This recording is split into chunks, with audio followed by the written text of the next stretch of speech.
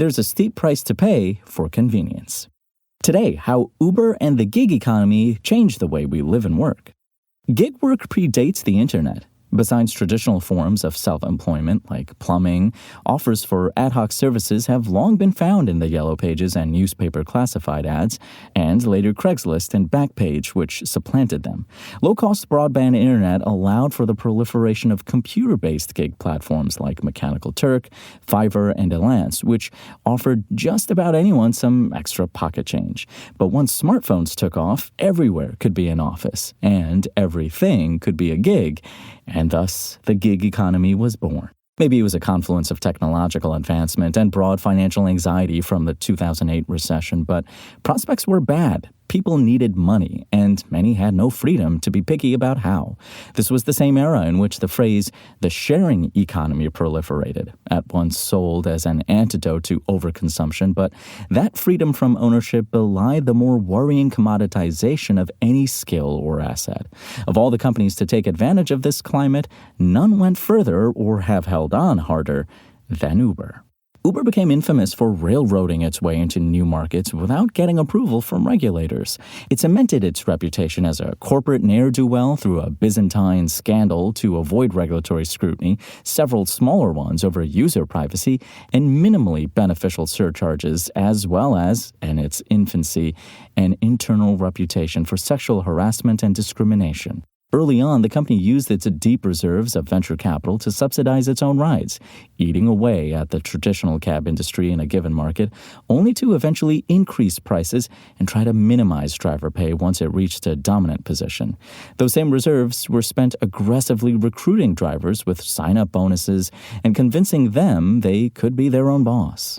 Self-employment has a whiff of something liberatory, but Uber effectively turned a traditionally employee-based industry into one that was contractor-based.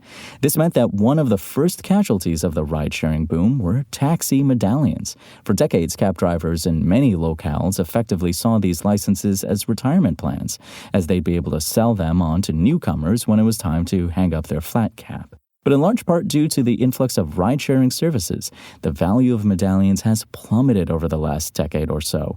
In New York, for instance, the value of a medallion dropped from around $1 million in 2014 to $100,000 in 2021. That's in tandem with a drop in earnings, leaving many struggling to pay off enormous loans they took out to buy a medallion. Some jurisdictions have sought to offset that collapse in medallion value. Quebec pledged $250 million Canadian in 2018 to compensate cab drivers. Other regulators, particularly in Australia, applied a per-ride fee to ride-sharing services as part of efforts to replace taxi licenses and compensate medallion holders. In each of those cases, taxpayers and riders, not ride-share companies, bore the brunt of the impact on medallion holders. At first, it was just cab drivers that were hurting, but over the years, compensation for this new class of non-employee app drivers dried up too. In 2017, Uber paid $20 million to settle allegations from the Federal Trade Commission that it used false promises about potential earnings to entice drivers to join its platform.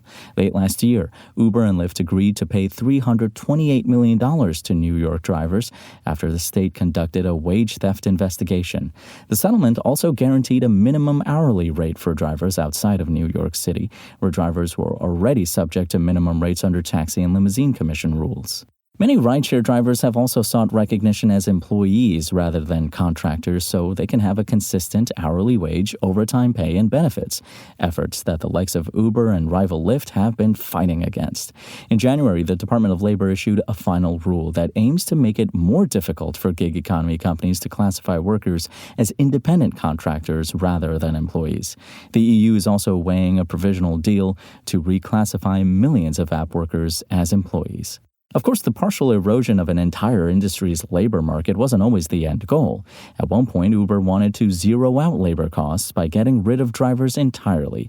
It planned to do so by rolling out a fleet of self-driving vehicles and flying taxis. Uber's grand automation plans didn't work out as intended, however. The company under current CEO Dara Khosrowshahi sold its self-driving car and flying taxi units in late 2020.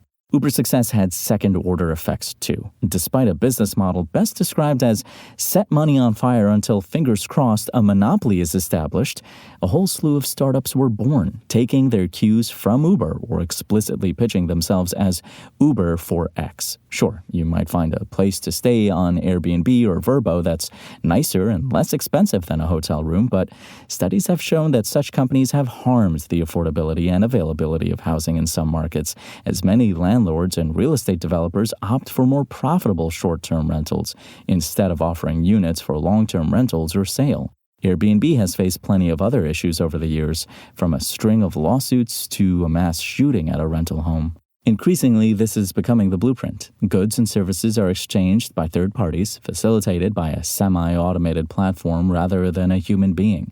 The platform's algorithm creates the thinnest veneer between choice and control for the workers who perform identical labor to the industry that platform came to replace. But that veneer allows the platform to avoid traditionally pesky things like legal liability and labor laws. Meanwhile, customers with fewer alternative options find themselves held captive by these once cheap platforms that are now coming to collect their dues. Dazzled by the promise of innovation, regulators rolled over or signed a deal with the devil. It's everyone else who's paying the cost.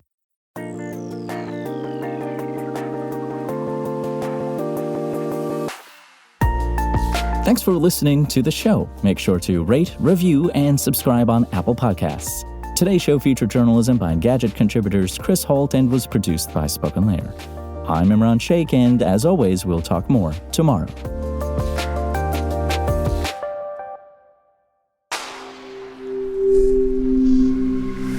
SpokenLayer.